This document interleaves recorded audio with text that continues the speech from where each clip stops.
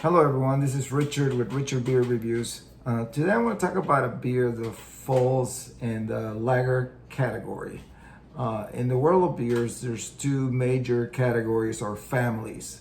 One is the ales and one is the lager. You mostly see me talk about the ales side of the family because some of the beers that are part of the ales are the stouts, the porters, and the IPAs, which I love IPAs, so I talk about IPAs a lot. And all of those are ales. So today I'm going to talk about lagers, which is another side of the family of beers.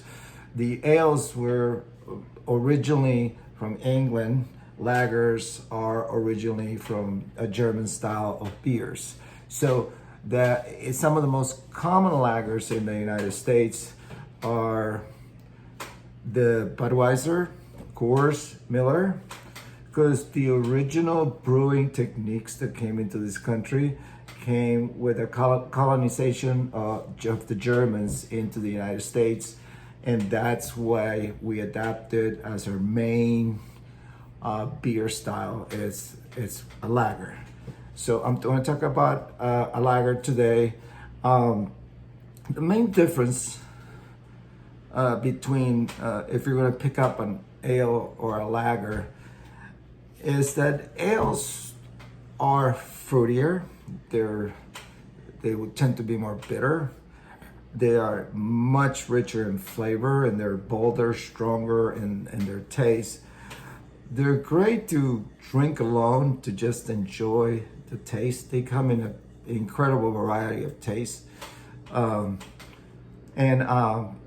They're also great with snacks, cheeses, and also excellent with cigars. Lagers, on the other side, they're known for being crisp, refreshing, and easy to drink. So when you're drinking a Coors or a Budweiser, you're not going, wow, what a taste. No, you're just going, it's refreshing, it's easy to drink. Lagers are great to drink with meals. If you're eating crawfish or barbecue, because they help you, it's refreshing and they don't overpower or add new flavors to the food. So lagers are also brewed differently than ales. The main difference is that lagers are brewed at a much colder temperature than ales, which helps reduce the flavor profile that gets into the beer. So it makes a smoother, more refreshing beer. So I'm going to go and get my mysterious lager beer, and I'll be back in a second. Okay, so I'm here with the beer I'm going to check out. It's called the Stella Artois. It's actually a new type of beer for Stella. It's less than a year old. So thank you to Giselle for bringing this beer to my attention. Actually, I was sitting in my office, and Giselle just walks in and goes, "Hey Richard, I want you to do a beer review." And boom, she puts this beer on my desk and gives it to me with this cup. It's a Stella drinking glass. So I said, cool, I'll do a beer review, Giselle. But today, when I was getting ready to do this beer review, and I pull out my Stella glass work, I noticed that she also had the glass, see that? Richard. And she had the glass edge with my name on it. And that's super cool. So, thank you again, Giselle. And I think Giselle just moved into my best friend category. So, I'm going to open this bad boy and see what's about. This is a lager, so Lagers are going to be very light in color, and they're also very white foam. Let's see if this gives you much foam at all. See, so you guys can see it. This is a type of lager called Pilsner. So I'm going to tell you all about that here in a second. But let's see what it tastes like.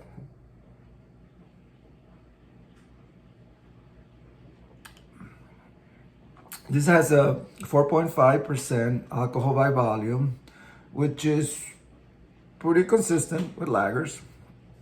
And they're not bitter.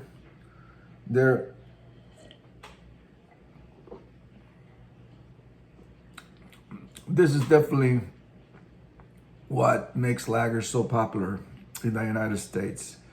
Because if you had a hot day, or you're in a beach, or you're in a bowl game, and you want a refreshing drink, this is where you go after, a lager. They got a little bit of taste. They don't overwhelm you. They're not thick. They're not heavy. And they're super easy to drink. I mean, you can chug down 3 or 4 of these bad boys quickly.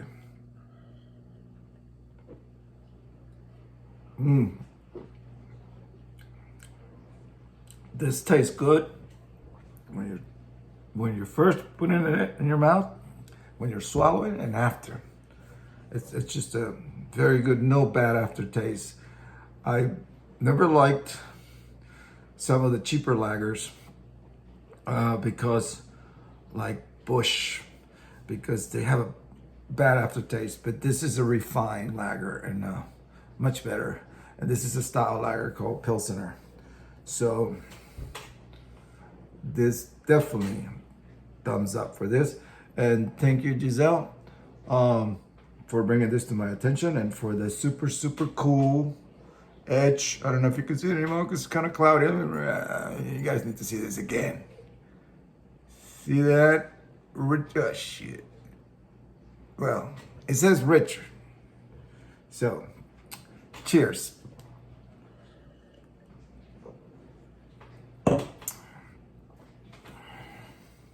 Okay, so a little bit about the beer. The beer is called Stella Artois. I don't know if I'm pronouncing it right, but Artois. This comes from Belgium, which is no surprise because lagers are a style of German style of beer. So in 1926, 2 smaller breweries got together and see if you can guess what were the names of the 2 breweries that got together. Let me give you a hint. The second one is called Artois. So yes, I'm sure you guessed it. If not, you've been drinking a little too much already. The first one is called Stella.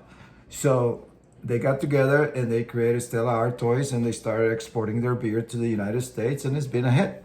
They got great beers.